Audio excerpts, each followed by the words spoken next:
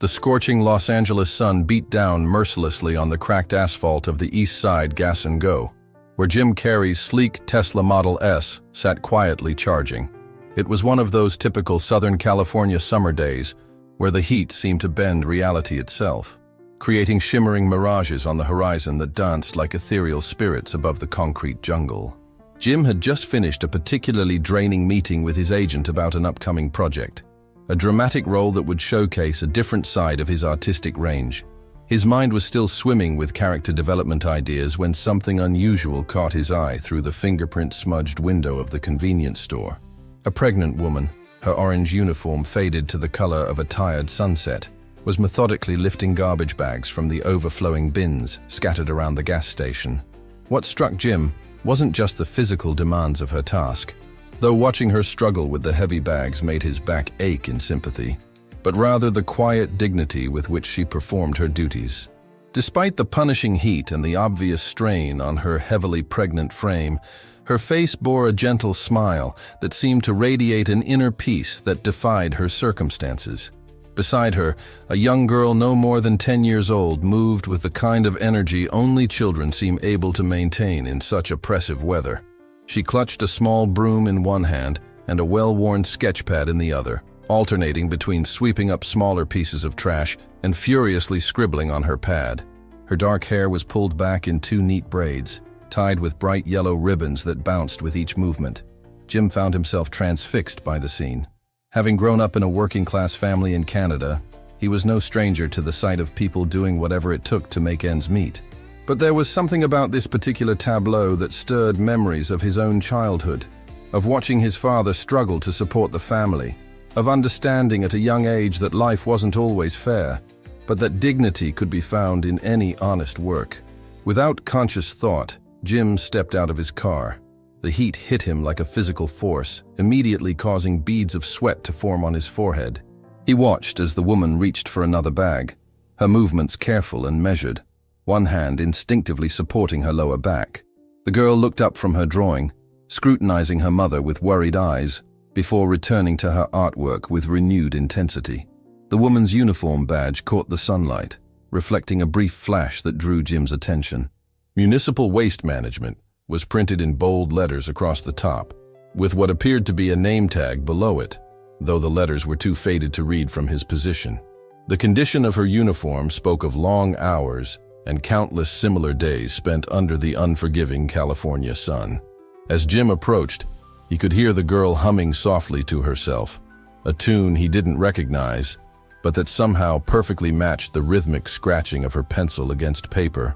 The sound mingled with the ambient noise of the city, the distant wail of sirens, the steady hum of traffic on the nearby freeway, the occasional ping of car doors opening and closing at the gas pumps.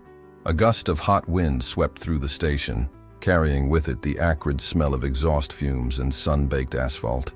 It caught one of the loose papers from the girl's sketch pad, sending it spiraling through the air like a wayward butterfly. Without thinking, Jim jogged after it, snatching it just before it could drift into the busy street. As he turned the paper over in his hands, his eyes widened in surprise. The drawing was remarkably good, especially for someone so young. It depicted a superhero figure, a woman in what appeared to be a modified version of the orange uniform her mother wore, but with a flowing cape made of recycled materials.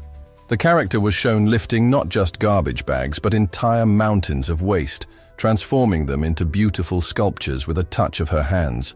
The girl had noticed his retrieval of her artwork and was now watching him with a mixture of curiosity and apprehension. Her mother, too, had paused in her work, one hand resting protectively on her daughter's shoulder. The family resemblance between them was striking. They shared the same warm brown eyes and determined set to their jaw, though the mother's features were softened by exhaustion and the weight of responsibilities Jim could only imagine. Standing there in the shimmering heat of the gas station, Jim felt something shift in the atmosphere. It was one of those moments that he'd experienced a few times in his life, instances where the universe seemed to pause, as if holding its breath, waiting for someone to make a choice that would set unexpected events in motion. He'd felt it when he'd first stepped onto a comedy club stage as a teenager, and again when he'd made the decision to move to Los Angeles to pursue his dreams. Now, looking at the beautiful artwork in his hands and the remarkable pair before him, He felt that same sense of significance. In the distance, a car horn honked, and somewhere nearby, a dog barked at passing traffic. But in that moment, in that small corner of Los Angeles, something important was about to begin, though none of them knew it yet. Jim smiled, holding up the drawing with genuine admiration. "This is incredible," he said, his voice carrying the same warmth and sincerity that had endeared him to audiences worldwide. "Would you mind telling me about your superhero?" Luna's eyes lit up as Jim held her drawing, her initial hesitation melting away like ice cream on a hot sidewalk. "That's the Recycling Guardian," she announced proudly, her English crystal clear but carried on the gentle waves of a slight Spanish accent. "She's a superhero who saves the earth by turning trash into treasure." Jim crouched down to get a better look at the drawing, his expressive face showing genuine interest that made Luna beam with pride. The detail in the artwork was remarkable. The superhero's cape wasn't just any ordinary cape, but a flowing masterpiece crafted from intricately woven plastic bags and bottle caps. Her utility belt was adorned with recycling symbols, and in her hand, she wielded what appeared to be a magic wand made from a repurposed aluminum can. "The Recycling Guardian has special powers," Luna continued, warming to her audience. She flipped through her sketchpad, revealing page after page of carefully drawn comic panels. "She can touch any piece of trash and see what it wants to become. Like this old tire." She pointed to a panel where her hero transformed a discarded tire into an elaborate garden fountain. It just needed someone to help it become beautiful again. Jim's trademark smile softened into something more genuine, touched by the profound wisdom in the child's words. He was about to comment when Luna's mother approached, wiping her brow with the back of her hand. Up close, he could see the fatigue etched in the lines around her eyes, though her smile remained warm and authentic. "Luna, mi amor, don't bother the gentleman," she said softly, her accent more pronounced than her daughter's. She turned to Jim with an apologetic look. "I'm sorry, sir. She gets very excited about her art. Please, call me Jim," he replied, standing up but maintaining his friendly demeanor. "And there's no bother at all. Your daughter has quite a talent." He extended his hand, which she took after a moment's hesitation. "Would you mind telling me more about the Recycling Guardian? I think we could all use a hero like that these days." The woman, Maria, as she introduced herself, seemed to relax slightly, though her hand still rested protectively on Luna's shoulder. "It's her way of making sense of things," she explained, her eyes drifting to her daughter with unmistakable pride, "of making something beautiful out of difficult situations." As they talked, Jim noticed Maria occasionally shifting her weight, trying to find relief from the strain of standing. Without making a show of it, he gestured toward a nearby bench in the shade of a struggling palm tree. "Maybe we could continue this conversation somewhere more comfortable." Once seated, the story began to unfold like chapters in Luna's comic book. Maria was 8 months pregnant, working 2 jobs, garbage collection during the day and cleaning offices at night, to keep their small family afloat. Her husband, Antonio, had been a street artist, known for his vibrant murals celebrating Mexican-American culture. 6 months ago, while driving home from a community art project, a drunk driver had run a red light, ending Antonio's life and shattering the family's dreams in an instant. He always said art was his way of building bridges between cultures, Maria recalled, her voice thick with emotion. Luna squeezed her mother's hand, their shared grief palpable in the heavy afternoon air. He believed beauty could grow in the most unexpected places. It was then that Luna, with all the unfiltered honesty of childhood, proudly announced, "Mama used to make the most amazing art back in Mexico. She can make beautiful things out of anything." Before Maria could demur, Luna had pulled out her phone, quickly navigating to saved photos of her mother's work. Jim's eyebrows rose in genuine surprise as he looked at the images. They showed elaborate sculptures and installations that transformed discarded materials into stunning works of art.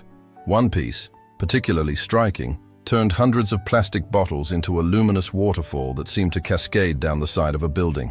Another transformed old computer parts into a haunting tree of life, its circuit board leaves catching and reflecting light in mesmerizing patterns. "These are extraordinary," Jim said, his voice carrying the weight of professional appreciation. "You were an established artist in Mexico?" Maria nodded, a flash of her former pride briefly breaking through her exhausted exterior.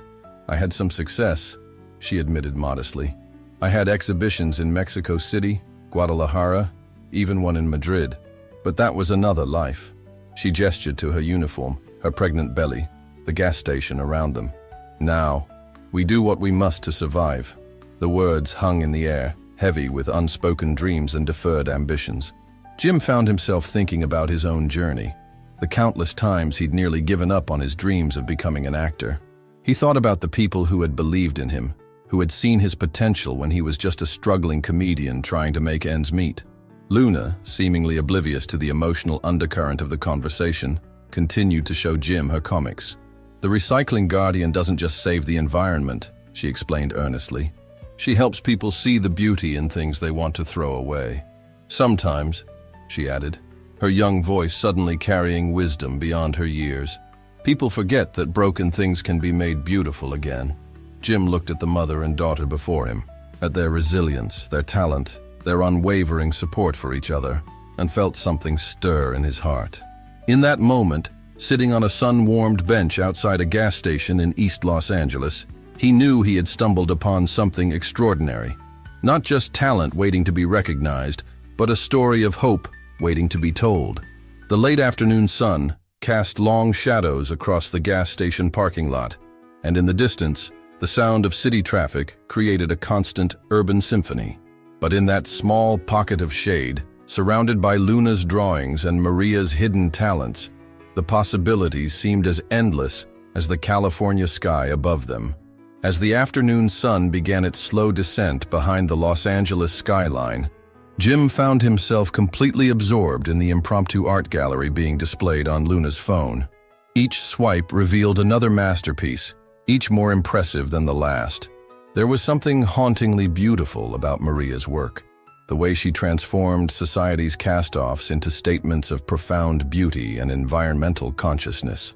"This one," Maria said softly, pointing to a sculpture that seemed to emerge from the screen like a phoenix rising from industrial ashes, "was my last exhibition piece in Mexico City."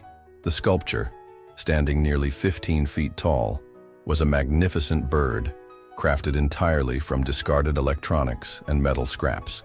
Its wings, made from carefully arranged computer circuit boards and phone components, caught the light in a way that made them appear to shimmer with an inner fire.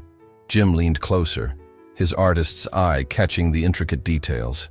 "The way you've arranged the components," he observed, "it creates this incredible sense of movement, like it's actually about to take flight." His finger traced the air above the phone screen, following the flowing lines of the sculpture. "And these obsolete phone parts in the chest cavity. It's like a commentary on the heart of our technological society." Maria's eyes lit up for a moment, the artist in her responding to his understanding. "Yes, exactly. I wanted to show how our discarded technology still pulses with life, with potential." Her voice took on a passionate tone that transformed her entire demeanor. "Every piece of trash tells a story, carries energy from its past life. The art is just listening to what it wants to become."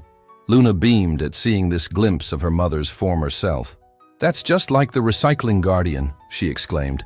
"Remember when you used to tell me that trash wasn't really trash, just treasure wearing a disguise?" Jim watched the interaction with growing fascination. He'd always believed that true artists saw the world differently. It was something he'd experienced in his own career, the ability to find humor and humanity in life's darkest corners. But Maria's vision was something special. She didn't just see beauty in the discarded. She saw possibility, redemption, transformation. "Antonio always pushed me to continue my art here in the States," Maria continued, her voice softening at the mention of her late husband. She absent-mindedly rubbed her pregnant belly as she spoke. "He would spend hours helping me scout construction sites and dumpsters for materials. He said that American trash told different stories than Mexican trash, and those stories needed to be heard too." Luna pulled up another photo, this one showing a small but striking installation piece created in their tiny apartment's living room. It was a delicate mobile made from broken glass bottles, each piece carefully smoothed and arranged to catch and reflect light in rainbow patterns. "Papa helped hang this one," Luna said proudly. "He said it was like catching pieces of the sun." Jim noticed how Maria's hand trembled slightly as she touched the screen, her fingers ghosting over the image of her past life. After the accident, she said, her voice barely above a whisper, art seemed impossible. With a baby coming, bills piling up, sometimes dreams have to wait. The words struck a chord deep within Jim. He thought about his own journey, the years of struggle before his breakthrough, the moments of doubt when giving up seemed like the only sensible option. But he'd been lucky. He'd had people who believed in him, who saw his potential and helped him realize it. Looking at Maria's work, he couldn't help but see not just what was, but what could be. You know, he said thoughtfully, I've done some painting myself over the years. Nothing like this, of course, but enough to understand the therapeutic power of creation. He paused, choosing his words carefully. Art isn't just about making beautiful things. It's about transformation, taking raw emotion, raw material, and giving it new life, new meaning. Maria nodded, understanding flickering in her tired eyes. That's what Antonio always said. He believed art could heal not just the artist, but the community too. As if on cue, Luna flipped to another photo, this one showing a community mural project that Maria and Antonio had created shortly after arriving in Los Angeles. The mural, painted on the side of a neighborhood community center, incorporated found objects and recycled materials into its design, creating a three-dimensional celebration of immigrant stories and environmental awareness. We worked on this for weeks, Maria recalled, a small smile playing at the corners of her mouth. The neighborhood children would bring us bottles and cans they'd collected, and we'd help them turn them into flowers and butterflies to add to the mural. It was like the whole community was creating art together. Jim felt something click into place in his mind, a vision starting to take shape. He thought about his connections in the art world, about the galleries and collectors always searching for authentic voices and unique perspectives. But more than that, he thought about the power of art to transform not just materials, but lives and communities. The Tesla's charging notification pinged in the distance, but Jim barely noticed. His mind was already racing with possibilities, with connections to be made and opportunities to be created.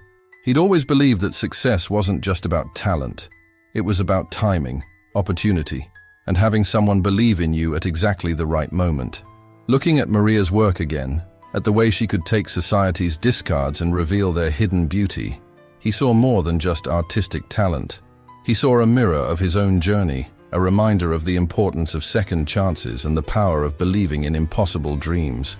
In that moment, as the Los Angeles evening began to soften the harsh edges of the day, Jim knew he had stumbled upon something extraordinary, a chance to help write a new chapter in a story that was far from over.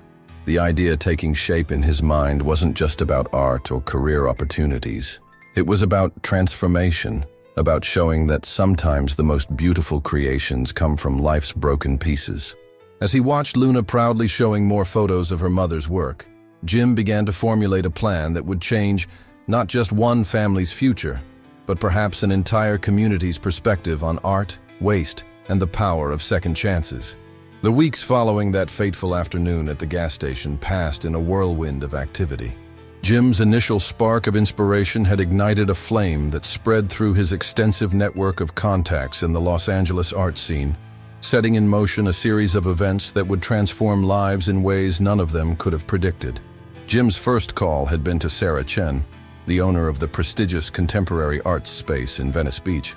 "Sarah," he'd said, his voice brimming with the kind of enthusiasm she hadn't heard from him in years, "I need you to trust me on this one. I found something extraordinary."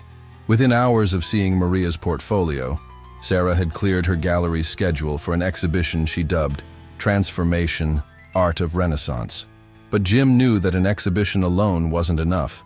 Maria needed immediate support to focus on her art. Through his foundation, he arranged for a stipend that would cover her living expenses for the next 6 months. "Consider it an investment in your art," he told Maria when she tried to protest. "The world needs your vision now more than ever." The transformation of Maria's life began with a small studio space in an aging industrial building in the Arts District. The space, with its high ceilings and flood of natural light, had once been a textile factory. Now it would become the birthplace of Maria's artistic rebirth. The irony wasn't lost on any of them. A space that had once been part of America's industrial past would now house art that questioned our throwaway culture. Luna was the first to christen the studio, taping her latest Recycling Guardian comic strips to one of the walls. "For inspiration," she declared, her face serious. The comic showed her superhero character standing triumphant atop a mountain of transformed trash, the city skyline gleaming behind her. The parallel to their current situation wasn't subtle, and it made Jim smile every time he saw it.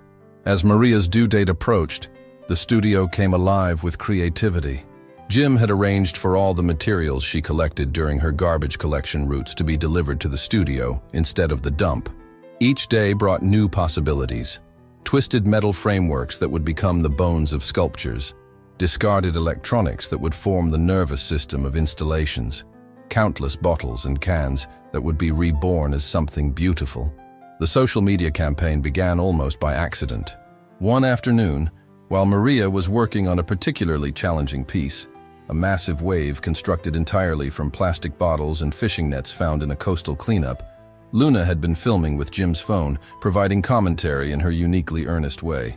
"See, the Recycling Guardian isn't just in my comics," she explained to the camera, gesturing to her mother who was carefully weaving plastic into complex patterns. "She's real, and that's my mom." The video, posted on Jim's social media accounts, went viral overnight. People were captivated by the combination of Luna's childlike wonder and Maria's transformative artistry. This sparked an idea. Jim and Luna began documenting Maria's creative process regularly, creating short videos that told the story of each piece from collection to completion. Luna's role as narrator added a magical quality to the series, her Recycling Guardian comics providing a creative framework for discussing serious environmental issues in an accessible way. "Every piece of trash has a story," Luna would explain in her videos, echoing her mother's words. "Sometimes it's a sad story, but my mom knows how to give it a happy ending." The series quickly gained a following, with each video garnering millions of views and sparking conversations about art, waste, and environmental responsibility. The exhibition space at Contemporary Arts Space began to take shape as Maria's new works were installed. The centerpiece was a massive installation that Jim had helped conceptualize, a spiral of ascending sculptures that told the story of transformation, each piece rising from the debris of modern consumer culture to become something transcendent. Jim found himself spending more and more time at the studio, often bringing coffee and breakfast for Maria, decaf at her insistence, and art supplies for Luna. He watched as Maria's confidence returned piece by piece, like the sculptures she created. The exhausted woman from the gas station was still there, but now her fatigue was born of creation rather than mere survival. The media began to take notice. Local news stations ran features on the upcoming exhibition, focusing on the remarkable story behind the art. Environmental organizations reached out, seeing the potential for collaboration. Schools began requesting tours of the studio for their art and environmental science classes. But perhaps the most meaningful transformation was the one that happened within the community itself. Word spread about Maria's studio, and soon local children began showing up after school, bringing bags of collected recyclables and staying to learn about art. Maria, remembering the community mural she'd created with Antonio, welcomed them all. Luna's comics became an unexpected hit in their own right. A local printing press offered to publish them as an educational comic book series about environmental awareness. The Recycling Guardian was no longer just a character in Luna's imagination. She had become a symbol of hope and transformation for a whole community. As the exhibition's opening night approached, Jim stood in the gallery, watching as the final pieces were carefully installed. The space hummed with anticipation and possibility. The wave of plastic bottles now caught and reflected light like a real ocean wave, creating patterns that danced across the walls. Luna's comics, professionally framed, provided context and commentary throughout the exhibition. Looking at it all, Jim felt a profound sense of rightness. This wasn't just about art, or even about second chances. It was about transformation in its purest form, the transformation of materials, of lives, of communities. As he watched Luna excitedly showing a group of visiting schoolchildren how her mother turned trash into treasure, he knew that this was just the beginning of something much bigger than any of them had imagined. The opening night of Transformation, Art of Renaissance exceeded everyone's expectations. The contemporary arts space in Venice Beach was packed wall to wall with art enthusiasts, environmental activists, media representatives, and members of the local community. The energy in the room was electric, a palpable sense of witnessing something extraordinary. Maria, now in her 9th month of pregnancy, stood beside her centerpiece installation, radiant in a flowing dress that Luna had helped design, made partially from recycled materials, of course. The exhausted woman from the gas station had been transformed into a confident artist, her eyes bright with pride and possibility. Luna, wearing her own junior artist badge, bounced from guest to guest, enthusiastically explaining the stories behind each piece. Jim watched from a quiet corner, taking in the scene with quiet satisfaction. The exhibition had already garnered attention from major art critics, with the Los Angeles Times calling it a masterful meditation on consumption, waste, and the possibility of redemption through art. But what touched him most was seeing the impact on the local community. A group of sanitation workers, Maria's former colleagues, had come in their work uniforms, proud to support one of their own. Children from nearby schools pressed their faces close to the sculptures, pointing out bottles and cans they themselves had contributed. Local environmental groups set up information booths in the gallery's courtyard, turning the evening into a celebration of both art and ecological awareness. The success of the exhibition catalyzed something even bigger. When the story caught the attention of city officials, Jim saw an opportunity. Using his influence and connections, he worked with the mayor's office to establish the Art of Transformation Initiative, a citywide program combining art education with environmental awareness. The first major project of the initiative was the transformation of Maria's former workplace. The old waste management facility, with its gray concrete walls and industrial atmosphere, was reimagined as the Community Arts and Environmental Center. The loading docks, where garbage trucks once dumped their collections, became open-air studios. The sorting floor was converted into a gallery space, and the break room became a classroom for workshops. "It's like the Recycling Guardian's secret headquarters," Luna exclaimed when she first saw the renovated space. Her comic book character had become the unofficial mascot of the center, her image painted in a stunning mural across the building's facade, a collaboration between Maria and several local street artists, paying homage to Antonio's memory. Maria's role evolved from artist to mentor and community leader. Her workshops, teaching both art techniques and environmental consciousness, regularly sold out. People came from across the city to learn how to see the potential in discarded materials, how to transform the ordinary into the extraordinary. Art isn't just about creating beauty, she would tell her students, cradling her newborn son Antonio Jr. while demonstrating how to weave plastic bags into durable fabric. It's about changing how we see the world around us. Luna's comic book series, The Recycling Guardian, Earth's Creative Defender, became a surprise hit in schools across California. The stories, which she now created in collaboration with her mother, combined environmental education with adventure and imagination. The character they'd created together became a symbol of hope and possibility for a new generation of environmentally conscious artists. The impact rippled outward. Other cities began reaching out, wanting to implement similar programs. Environmental organizations partnered with art schools to create scholarships for underprivileged students interested in sustainable art. Major corporations, sensing the shifting zeitgeist, started funding similar initiatives across the country. 1 year after that chance encounter at the gas station, Jim stood in the community center's gallery, surrounded by new works created by Maria's students. Each piece told a story of transformation, not just of materials, but of perspectives and lives. A wall of photographs showed the progress. Maria at the gas station, the first exhibition, the center's opening day, workshops filled with eager students, Luna's book launch, and countless moments of creativity and connection. Sometimes, Jim mused, during an interview with National Public Radio, the most powerful changes start with simply seeing the potential in someone else. We talk about recycling materials, but what about recycling dreams? What about transforming not just objects, but opportunities? The interview was interrupted by excited shouts from the workshop area. Luna was leading a group of young artists in creating a new installation, a massive globe made entirely from recovered ocean plastic. Her mother watched proudly while sketching ideas for her next piece. Baby Antonio, sleeping peacefully in a carrier decorated with recycled bottle cap art. Jim smiled, remembering that scorching afternoon at the gas station that now seemed so long ago. He'd gone there to charge his car, but had ended up charging something far more important: hope, creativity, and the spark of transformation in a community. "You know what the recycling guardian always says," Luna would remind visitors to the center, pointing to the comic panels that now lined the halls. "Trash is just treasure wearing a disguise." Sometimes people are like that too.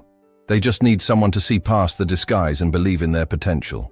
The story of Maria and Luna became more than just a tale of artistic success or environmental awareness.